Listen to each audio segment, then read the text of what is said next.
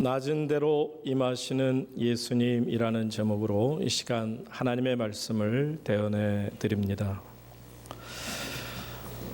오늘은 우리가 메리 크리스마스하고 기쁜 마음으로 인사를 나눌 수 있는 바로 크리스마스를 눈앞에 둔 주일입니다.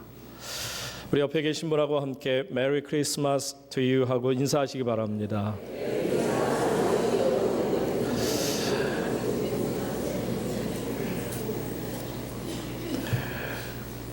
성탄을 가장 잘 표현해 주는 말씀은 저는 요한복음 14장 1절 말씀이라 생각합니다. 요한복음 1장 14절 말씀을 보시면 말씀이 육신이 되어 우리 가운데 거하심에라고 시작합니다. 말씀이 육신이 되셨다. The word became flesh라고 되어 있습니다. flesh라는 단어는 인간의 어떤 동물, 인간들의 몸, 또 피부, 고기 뭐 이런 뜻이 되겠죠. 한마디로 우리와 똑같이 피가 있는 또 몸이 있는 이런 몸을 가지고 이 땅에 오셨다라는 표현입니다. 우리는 믿음으로 아니까 예수님 이 땅에 인간의 몸을 입고 오셨다. 이것이 큰 의미가 있을런지 모르겠습니다만 당시 2000년 전에 이 말씀은 정말 획기적인 말씀으로 들려질 수 있었을 것입니다.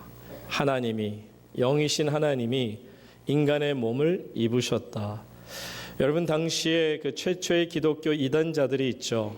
노스티시즈라고 하는 노스티사이저, 영지주의자들을 말합니다. 이 노스티시즘이라고 하는 영지주의는 이제 모든 영은 깨끗하고 그리고 모든 육은 더럽다라는 그런 주장입니다. 그러다 보니까 그들은 예수님께서 인간의 몸을 입으셨다는 것은 상상을 못하고요. 그들은 이렇게 표현합니다.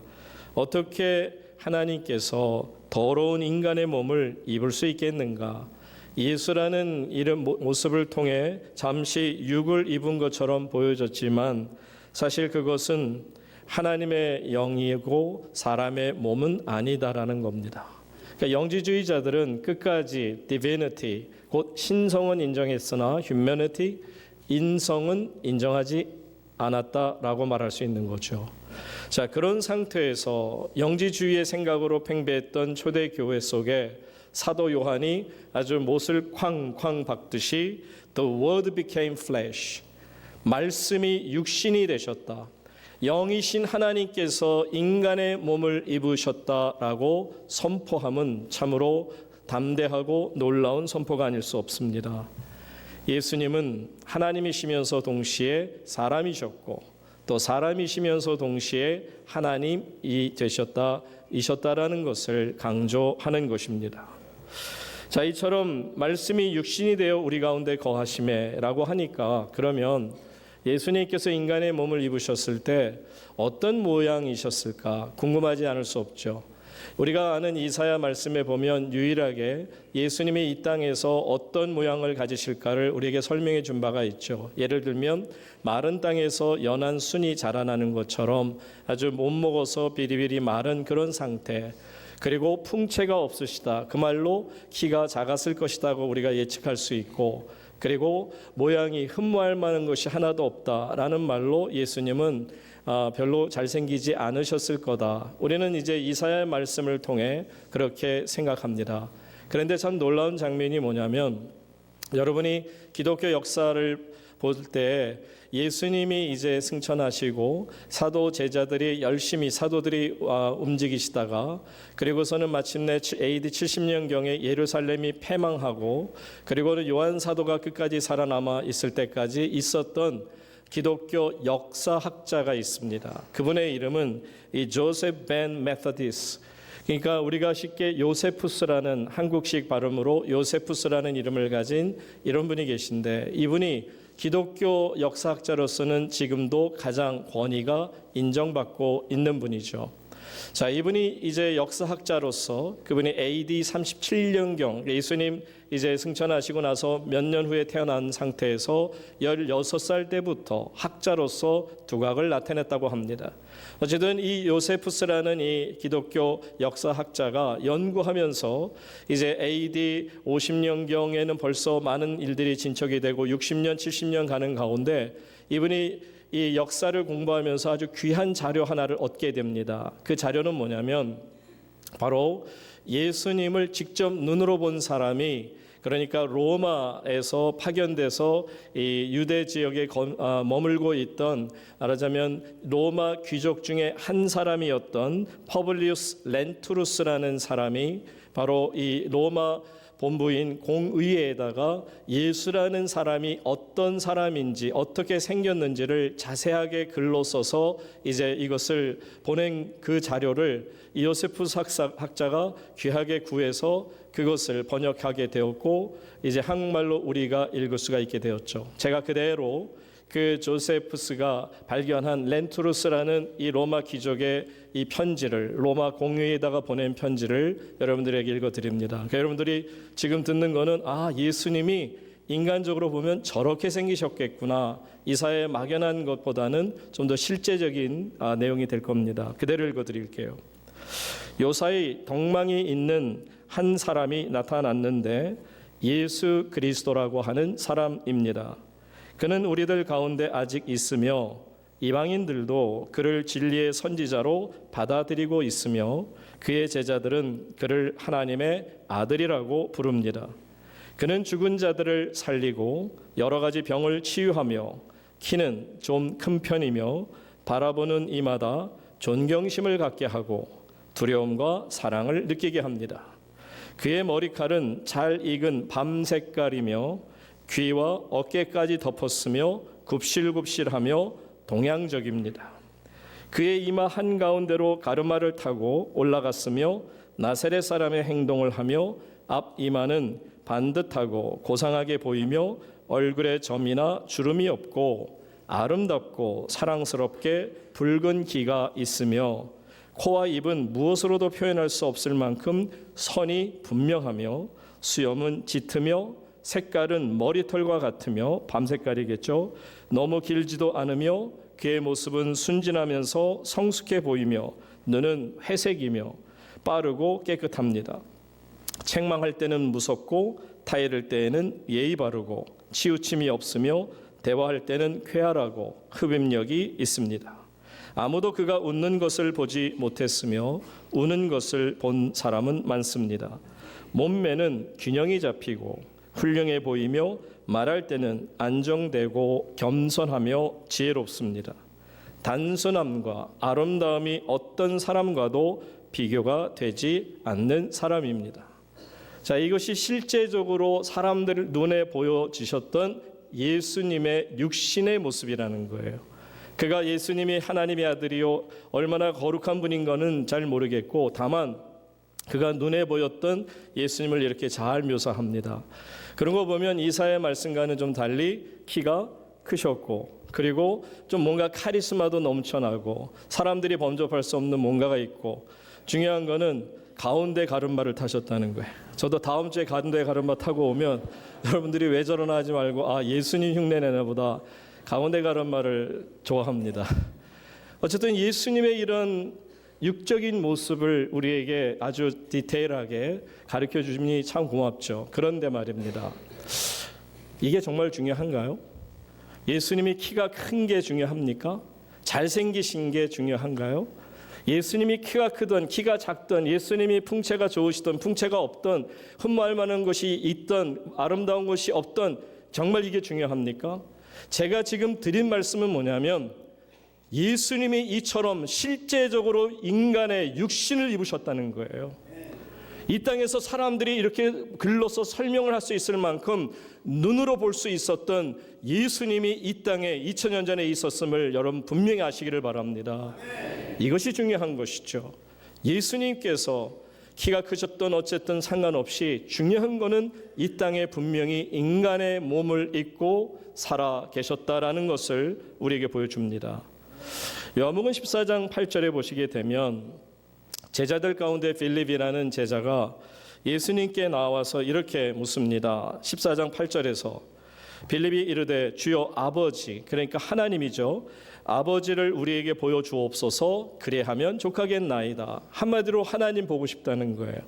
그랬더니 예수님이 뭐라고 대답하시는지 한번 보십시오.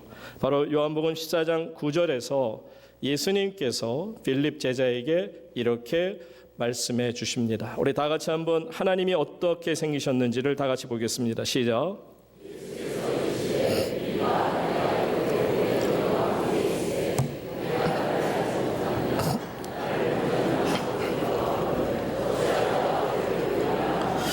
어떻게 보면 인류가 묻고 싶은 가장 중요한 질문이 하나님은 어떤 분이십니까? 라고 묻고 싶을 거죠. 거기에 대한 답을 우리가 분명히 알고 있습니다. 주일학교 때 어떤 주일학교에서 어느 선생님이 아이들을 가르쳐 놓고 여러분 하나님이 어떤 분인 줄 아세요? 하나님은 바로 우리의 아버지와 같으신 분입니다. 여러분의 집에 가면 바로 여러분의 아버지와 같은 분이 하나님이십니다. 그렇게 설명을 했더니 한 여자아이가 울더라는 거예요. 그래서 선생님이 당황해서 왜 우니? 라고 물었을 때 그 소녀의 입에서 이런 말이 나오더랍니다. 선생님, 우리 아빠는 매일 밤 늦게 술 취해서 집에 오시고요. 그리고 엄마와 우리를 못살게 괴롭히시면서 때로는 우리를 마르고 때리세요. 비유가 잘못됐죠. 하나님이 물론 아버지 같다는 표현이 틀린 표현은 아니겠지만 여러분 하나님이 어떤 분이시냐에 대한 정확한 답이 뭔지 아십니까? 하나님은 바로 예수 그리스도와 같은 분이세요. 그러니까 여러분들이 성경을 통해서 예수님을 만나면 하나님을 보게 되는 줄로 믿으시기 바랍니다. 예수님은 우리가 눈으로 볼 수 없는 영이신 하나님 아버지를 너무나도 잘 표현해 주시고 드러내 주시고 알게 하시는 분입니다. 예수님 그래서 말씀하시잖아요.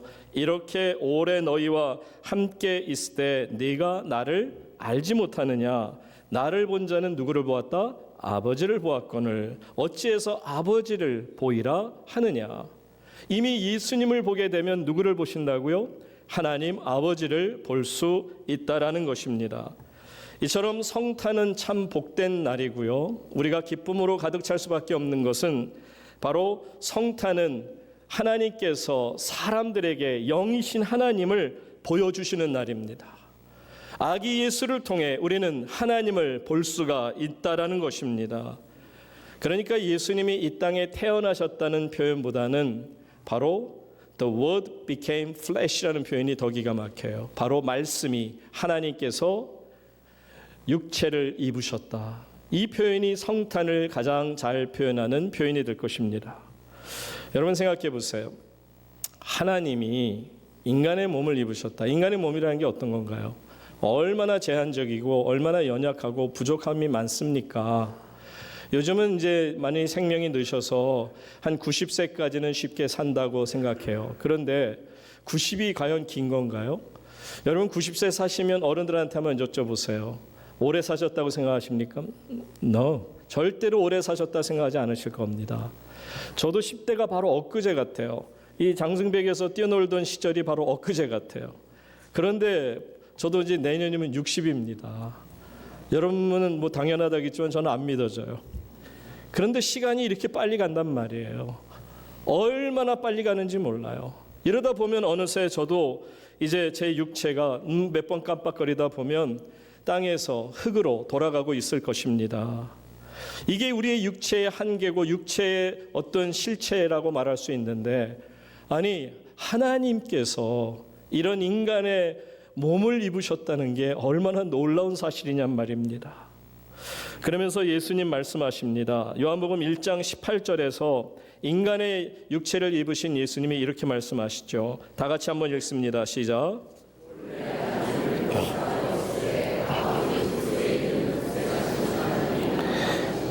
그렇죠. 원래는 하나님을 볼 수 없어요. 영이신 하나님을 누가 있어서 본다고 말할 수 있겠습니까? 그런데 아버지 품속에 계신 독생하신 하나님이 어떻게 됐다? 나타내셨느니라. 예수님을 통해서 하나님이 자신이 누구인가를 보여주셨다라는 것입니다. 여러분 어떻게 하나님께서 하나님 자신을 보여주셨다고요? 예수님의 육체를 통해서. 주님이 이 땅에서 육신을 가지시고 그려내신 삶을 한번 들여다보십시오. 정말 기가 막히죠. 불과 한 그 퍼블릭 라이프라고 하는 공생에는 3년밖에 되진 않았지만 그 3년 동안에 우리에게 보여주신 정말 하나님은 너무나도 온전하시고 정확하시고 사랑이 많으시고 긍휼하시고 정말 자녀를 불쌍히 여기는 아비와 같은 그런 분이 우리의 아버지 하나님이라는 것을 예수님이 보여주신 것입니다. 그래서 말씀하죠. 빌립아, 내가 이렇게 오래 너희와 함께 있으되 네가 나를 알지 못하니 나를 본 자는 아버지를 보았거늘 어째서 아버지를 보이라 하느냐. 사랑하는 여러분, 우리는 정말 행복한 사람들입니다. 예수님을 통해 하나님을 알게 되었고 하나님을 나의 주인으로 섬기는 가운데 임마누엘, 곧 우리와 함께 하시는 하나님이 바로 예수 그리스도를 통해 우리에게 나타남을 우리가 믿기 때문인 것이죠. 아까 말씀드린 요한복음 1장 14절로 다시 돌아가서 보시면 말씀이 육신이 되셨어요. 그런데 놀라운 것은 우리 가운데 거하심에, 영어 표현으로는 and made his dwelling among us. his dwelling. dwelling이라는 것은 거처하신다는 겁니다. 그의 거처가 어디였느냐 하면 among us, 우리 가운데 있었다는 거예요. 이게 바로 임마누엘이요, 이것이 바로 우리와 함께 하시는 하나님의 사랑인 줄로 믿습니다. 자, 이렇게 인간의 몸을 입고 이 땅에 오셔서 우리와 함께 하시는 하나님 아버지의 모습을 보는데, 근데 문제가 있어요. 자, 누가복음 2장 6절로 7절에 보면 거기 있을 그때 해산할 날이 차서 첫 아들을 낳아 강보로 싸서 구유에 누였으니 이는 여관에 있을 곳이 어떻더라? 없음이러라. 여러분 이해가 안 되시죠? 예수님이 이 땅에 하나님께서 인간의 몸을 입고 오셨는데요, 태어나실 곳이 없다는 거예요. 장소가 없다는 겁니다. 그래서 빈방이 있습니까? 빈방이 있습니까? 여기저기 애타게 다니면서 빈방을 구할 수밖에 없는 상황이 벌어졌다라고 말합니다. 마리아의 배가 불러왔습니다. 이제는 해산의 고통이 시작이 됩니다. 그리고는 이제 초조해지기 시작하니 방이 당연히 필요하겠죠. 여러분 보통 그 해산의 고통이 시작될 때 컨트랙션이라고 영어 표현을 하잖아요. 컨트랙션이라고 하는 거는 이게 그 주기, 고통의 주기가 이제 점점 처음에는 뭐 한 10분으로 시작했다가 점점 줄면 그때에서는 아기가 이제 나올 때가 됐구나 하고 산모들이 아는 것처럼 이제 어떻게 보면 이 컨트랙션이 시작이 된 겁니다. 산기가, 고통이 막 이제 시작이 된 거를 말합니다. 그러면 여러분 요셉의 입장에서 얼마나 초조했을까요? 사랑하는 아내를 길바닥에서 아기를 낳게 할 수는 없지 않겠습니까? 여러분 요셉을 한번 이제 오늘 특별히 요셉에게 관점을 가져보세요. 저가 요셉이고 여러분이 요셉의 입장에서 한번 요셉의 마음을 가지고 오늘 말씀을 또 읽을 수 있기를 바라는 것은, 자, 요셉 참 착한 사람입니다. 요셉은 사랑하는 정원 여인, 이제 결혼을 약속한 마리아가 보니까 임신을 했어요. 너무 놀랬죠. 그런데도 이분이 요란하지 않고 돌로 쳐서 죽이는 그런 일을 하지 않고 조용히 이제 관계를 정리하려고 했다는 거예요. 얼마나 착한 사람인지 몰라요. 그런데 그때 이 어렵고 힘들고 얼마나 갈등이 됐겠습니까? 얼마나 정말 마음이 힘들었을까요? 그랬더니 하나님이 꿈속에 그에게 나타나십니다. 마태복음 1장 20절 말씀 보세요. 이 일을 생각할 때, 한마디로 마리아가 임신한 것 때문에 너무 괴로워하고 있을 때 그 뜻입니다. 주의 사자가 어떻게 해서 현몽하여 이르되 다윗의 자손 요셉아, 네 아내 마리아 데려오기를 어떻게 하라? 무서워하지 마라. 그에게 잉태된 자는 누구로 된 것이다? 성령으로 된 것이라. 지금 하나님께서 천사를 보내셔서 요셉을 위로하신 거예요. 요셉 두려워하지 마, 염려하지 마, 걱정하지 마. 마리아가 바로 성령으로 잉태돼서 지금 이제 동정녀로서 아이를 잉태했고 그 아들을 예수라 하게 될 거야. 그런데 요셉이 얼마나 착한 사람이냐면요, 이 하나님의 사자인 천사의 이야기를 하나님의 말씀으로 듣고 1장 24절에 보면 이렇게 말씀합니다. 본래 요셉이 잠에서 깨어 일어나 주의 사자의 분부대로 행하여 그의 아내를 데려왔으나, 요셉이 잠에서 깨어나서 어떻게 했다고요? 하나님 말씀대로 천사의 분부대로 행했다라고 돼 있어요. 요셉이 순종한 거예요. 자, 이제 요셉의 입장을 한번 여러분들이 다시 돌아가서 보세요. 저와 여러분이 요셉입니다. 지금 하나님이 말씀하셨던 거예요. 내가 원했던 게 아니에요. 하나님이 원하셨고 하나님이 약속하셨고 하나님이 정말 독생자 예수 그리스도를 낳게 하신다고 약속하셨어요. 그런데 이해가 안 돼요.